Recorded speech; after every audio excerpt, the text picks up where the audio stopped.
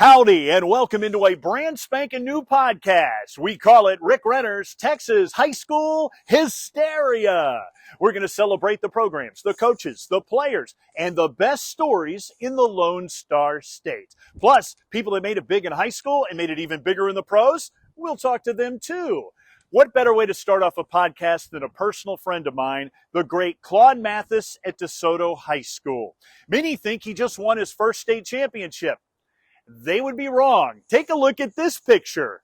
Back in the day with the Bartlett Bulldogs, he's a two-time state champion and an all-state corner and running back. In fact, he beat Eric Dickerson's all-time playoff record for rushing yards, over 1,000 yards his senior year on the way to the state championship. He's had so many near misses as a head football coach.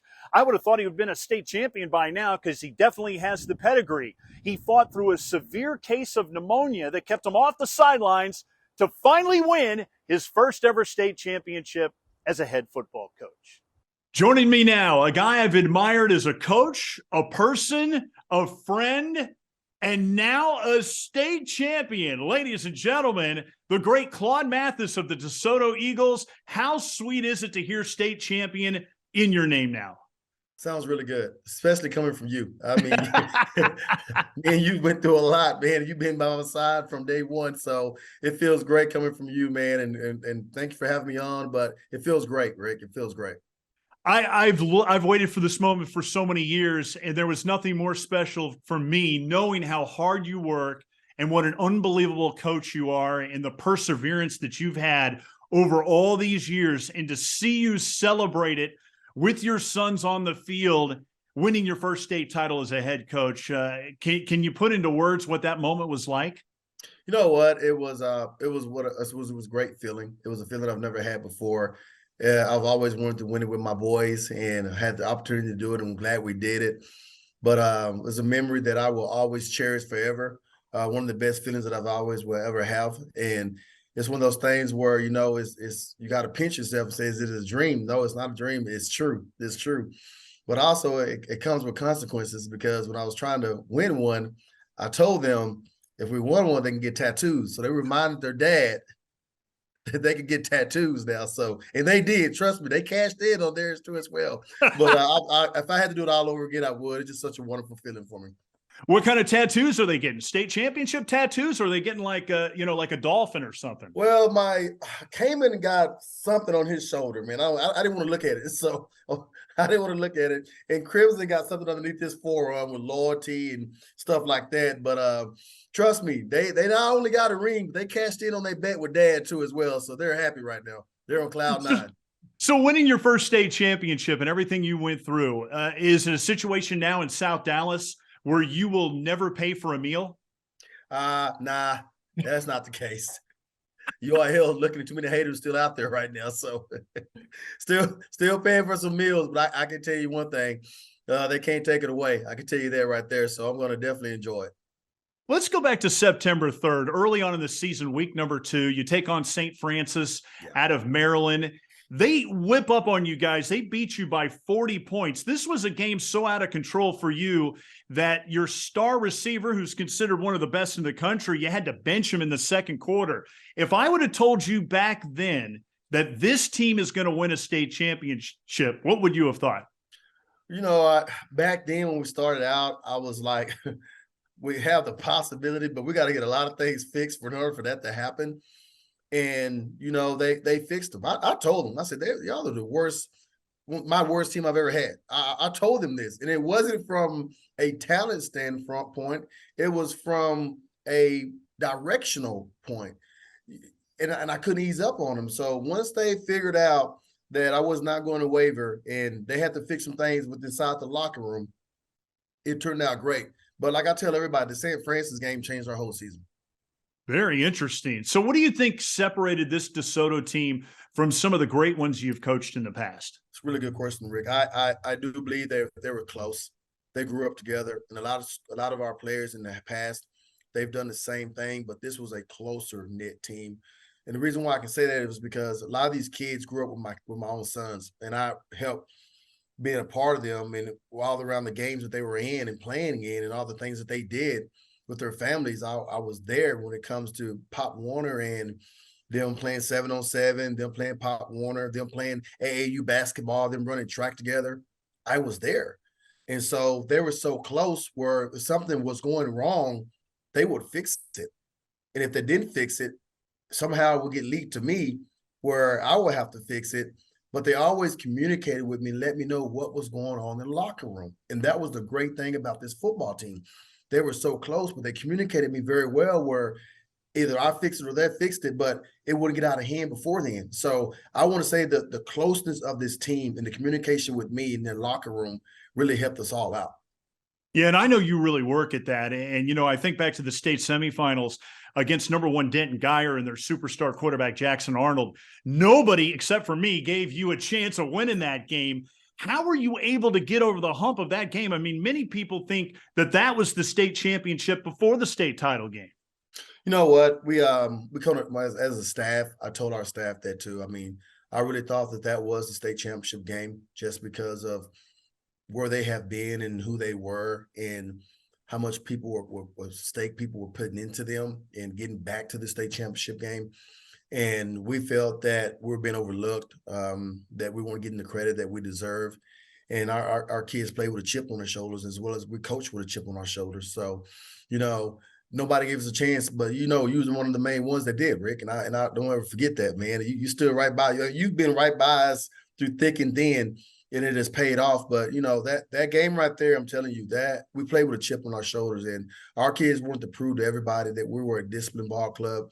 They were a ball club that knows football, that we can handle adversity, and that our coaches can coach, and we have a great staff, and we can put together a great game plan, and our kids can go out there and execute it.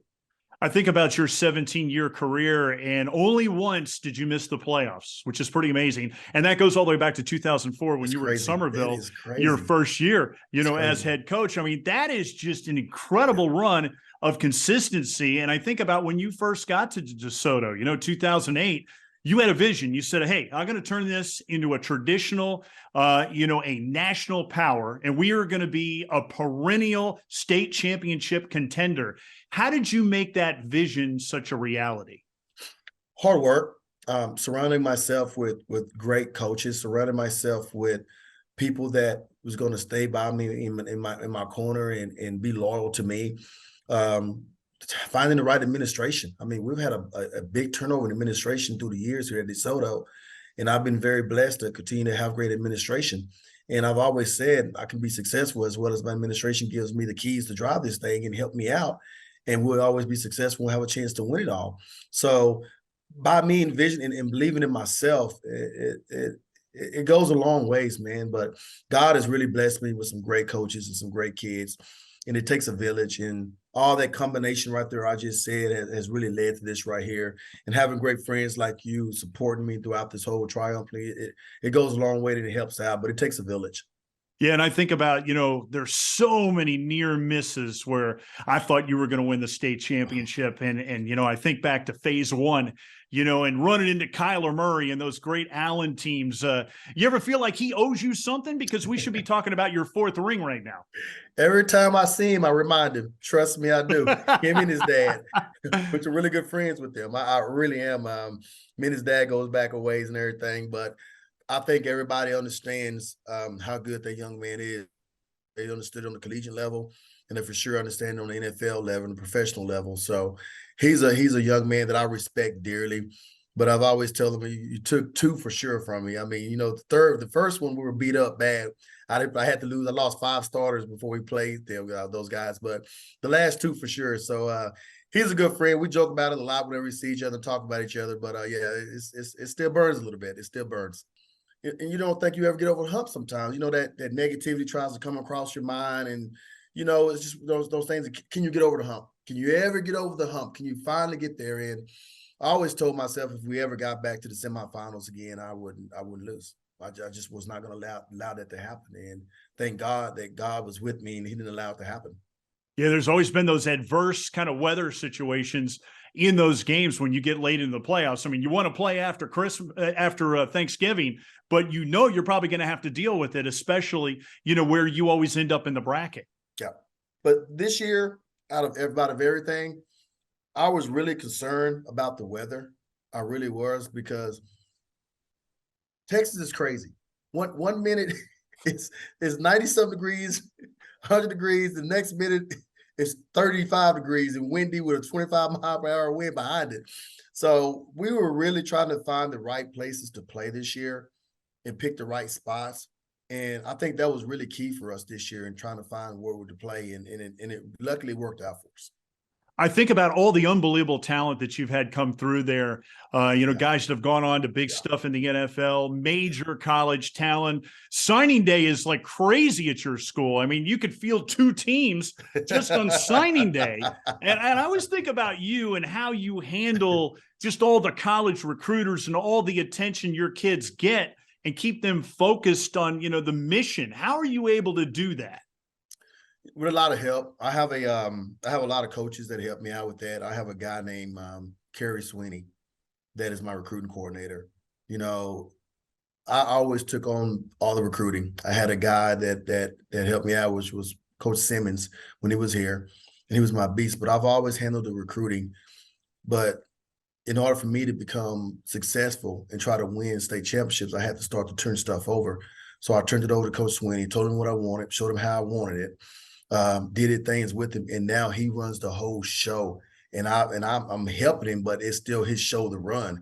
So I just think that by having him he's really involved me as becoming a all-around head coach that I can be, and let him handle the other things when it comes to recruiting, because he does such a fantastic job with our kids, man. So he has enabled me to help out in other areas where he can take over the recruiting stuff, as well as other coaches. So again, we're doing it by the committee, but I got a great staff to help me out with that.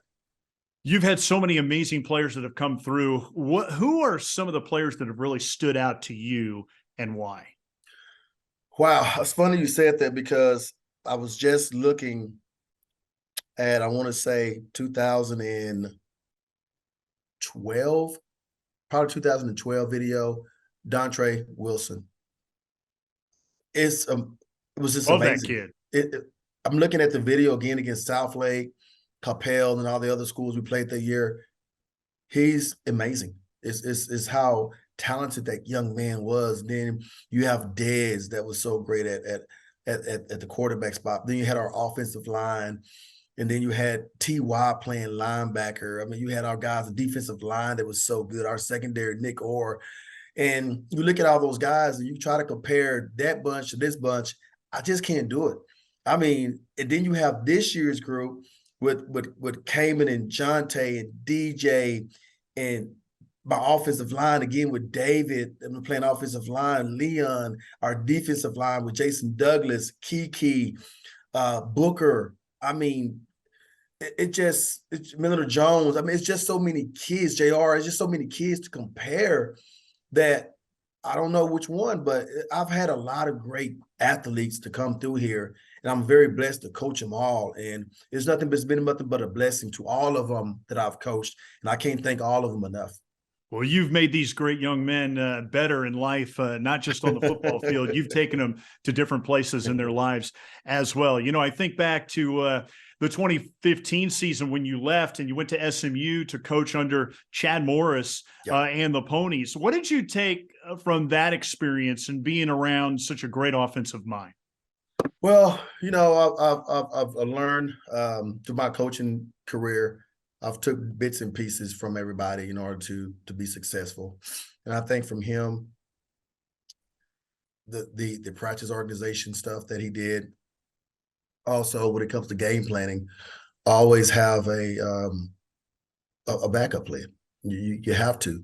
You got to know, if this doesn't work, what's your next option? If that doesn't work, what is your next option? So you have to have reasons to things, to why you do things. And I think that helped me grow offensively as a guy and as a coach. And, just one of those things, by going there, it really helped me out by being underneath him. I've seen your practices, and I'm just amazed at the detail you have in your practices.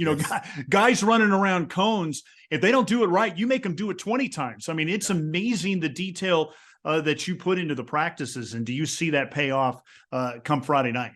Well, I do. I really do. I take great pride in that. I take great pride in having great practices because if you do it there, you're going to be able to carry over to the field, and it's going to carry over on Friday nights or Saturday nights. And it's just one of those things where it gets have our kids ready.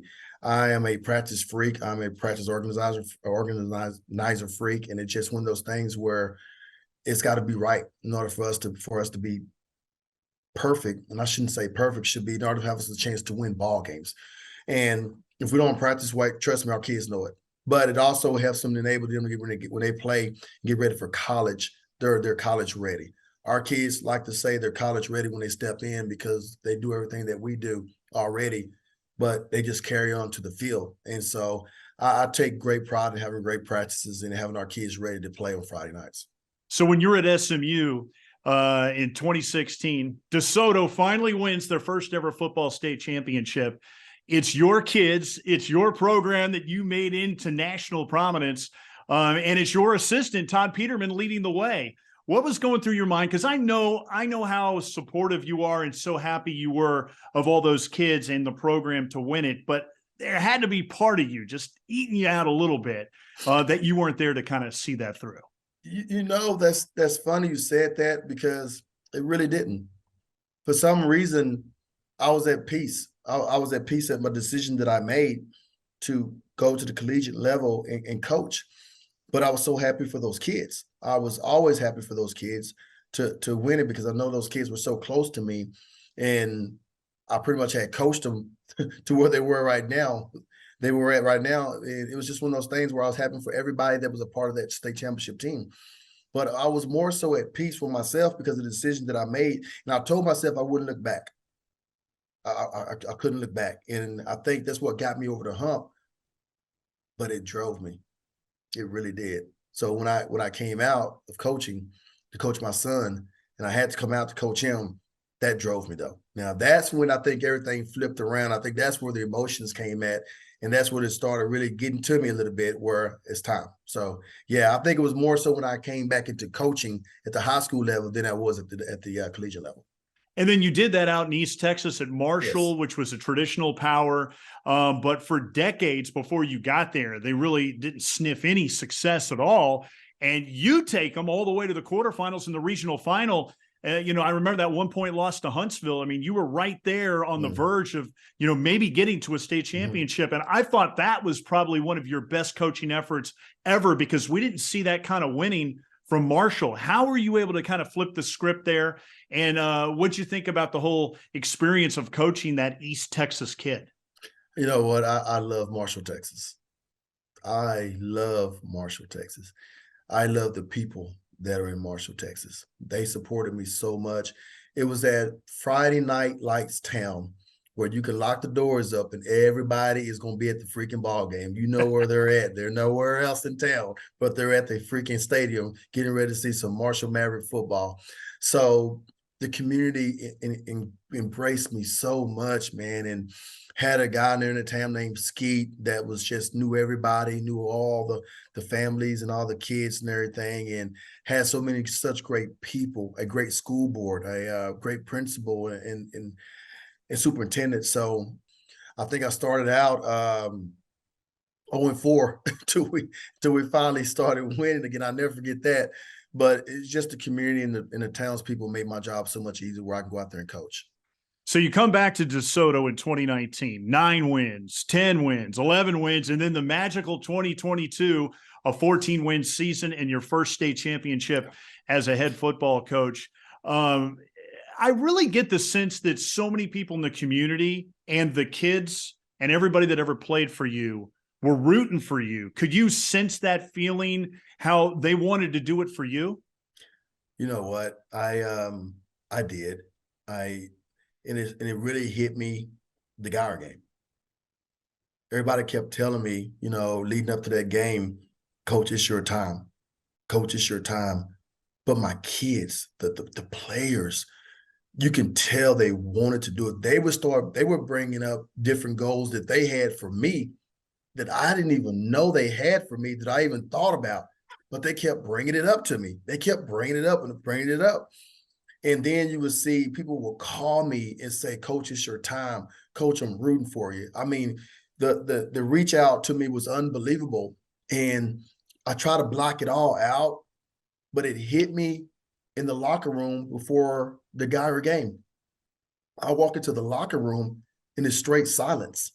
For the first time ever, I walk to that locker room and it's silence. I'm like, what the hell is going on up in here? And I kept looking at them in the locker room, and the only thing I can say was, you guys are ready. And they let me know they were ready.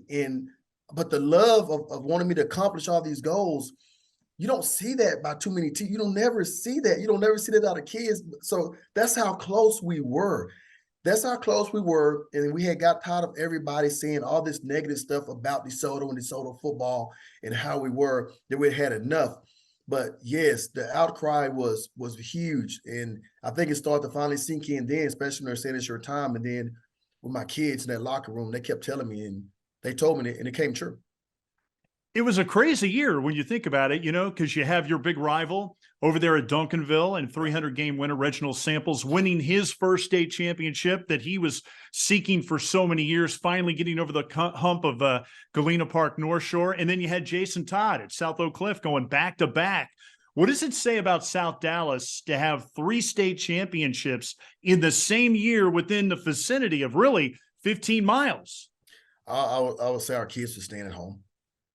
Our kids are believing into what we have, that we have just as good as facilities and just as good as coaches, and can teach and can coach just as well as anybody else that's out there. And I think our kids know that now. And I think it's going to be very hard to come in and try to get our kids to leave us, because they see the results. They understand what's going on now. And so I just think South Dallas football is very rich right now. The future is bright. I just see us continue to be successful out here, but more importantly, we're letting people understand that we're smart. We can coach some football. Our kids are smart. They can play some football. We're very successful in the classroom as well as off the field, but we're disciplined as well. So I'm proud to say that, and I'm proud the other 2 coaches, and glad to say the other 2 coaches won. But I'm glad to keep everything in South Dallas. I really am. Joey Maguire over there at Texas Tech, Yeah. Good friend of ours, Yes. doing big things at Texas Tech. Seems like he's always getting signature wins and getting new contract extensions. We need to get a loan from him. Big ones at that too. Tell me about it. You go way back with him, Yeah, in your battles against Cedar Hill. He won 3 state championships. You guys were friends. And, Yes. In that community, you can't be hanging out with the Cedar Hill coach. How did that all go down, and why were you guys such good friends? We changed. Me and him, our kids knew one another, and I think it started out somebody was trying to really split us in between our communities and trying to make this thing as a big rivalry and it's a big old dogfight. And me and Joey said no. So we got with Pastor Epps, because Pastor Epps' son had played at Cedar Hill, and he's my pastor. So he was close to the Cedar Hill football team, and he was my pastor here in DeSoto. So we got together, me and Joey got together and said enough is enough. So we started praying after every game. I should say before the games, and that changed everything. And so our kids understood where they know that they can go out there and for that 2.5 hour, 3 hours game, they can go at it and not be friends and go ahead and try to win the game. But once that game is over with, we're friends again. And so they have to understand that. So that's how me and Joey became such great friends, because we didn't let no division drive us between each other. And gosh almighty, that's a relationship and that's a friendship that I won't forget. I'm glad we still have it today, because we still live that way right now. Yeah, and I always look at the 2 you guys. You guys always had the best locker room speeches in the nation. And it always seemed like you guys were outdoing each other. Did you practice on those speeches in the mirror, or did you say, hey, man, I got to one-up Joey? That was pretty good. I mean, because you guys were quite entertaining in those locker rooms. No, you know what? I told my kids before the state game, and I did my locker room speech, that it's coming from the heart. And it does. It always comes from the heart. I've tried that a couple of times, try to get into just try to make it, practice it over. It never works out the way I have it planned. So I said, forget this. I might as well just do it naturally. So that's what I do. So it's one of those things that I'm very blessed to try to, try to bring the best that I can to our kids because I have to bring it. And I know if I bring it, they're going to bring it. So it's just one of those things where I try to bring my best so they can bring theirs. What's it going to be like in the fall when you walk into your amazing stadium and you see 2022 as a state champion, knowing just all the perseverance that you've had in your career and all the work that went into that? What's that going to be like for you? Probably emotional. It's going to be very emotional. But at the same time, I know that it's over and I have to move on to the 23 season.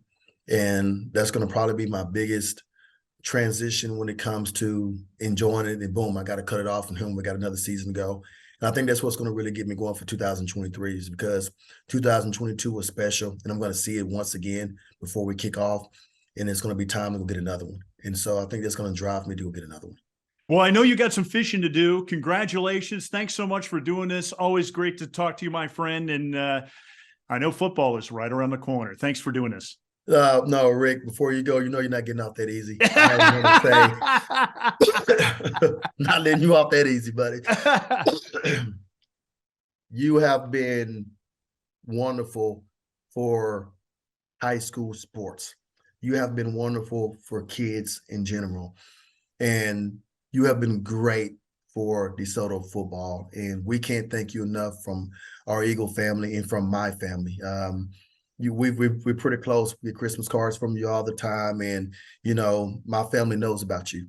And our Eagle family knows about you. And we missed you this past year. And I told you when we won this title, I thought about you. And you were just as much as winning this title as just as we did. So thank you, my friend. I love you. We love you. And you're the best in our eyes. So thank you. And appreciate you having me on, man. I missed you. Love you. And I hope you have a great, happy new year coming up as well, buddy. Thanks for saying it. God, you're going to make me cry, Coach. Come on, man. It's the truth. It's the truth. Hey, I just wanted to let you know that I want my three boys to grow up like your three boys. Well, I appreciate that. It means a lot. Thank you. Thank you. You know, the one thing I admire the most about you is what a great father you are. So I appreciate it. I'll try my best, and I know you try your best as well. Sometimes it don't work out the way. Don't let them trick you and play with your emotions. Get tattoos, man, because you're trying to win the championship. So watch yourself, man. They'll get you in your emotions. They'll get you. Are you going to get a tattoo? Heck no, that ain't happening. And I'm not going bald, and I'm not getting the blonde hair. I'm not doing anything. I'm just going to continue to hold up trophies if I can. Trust me, I'm going to do that. Thanks again for doing this, and thanks for the kind words, my man. I love you. Thank you. Back at you. Appreciate it.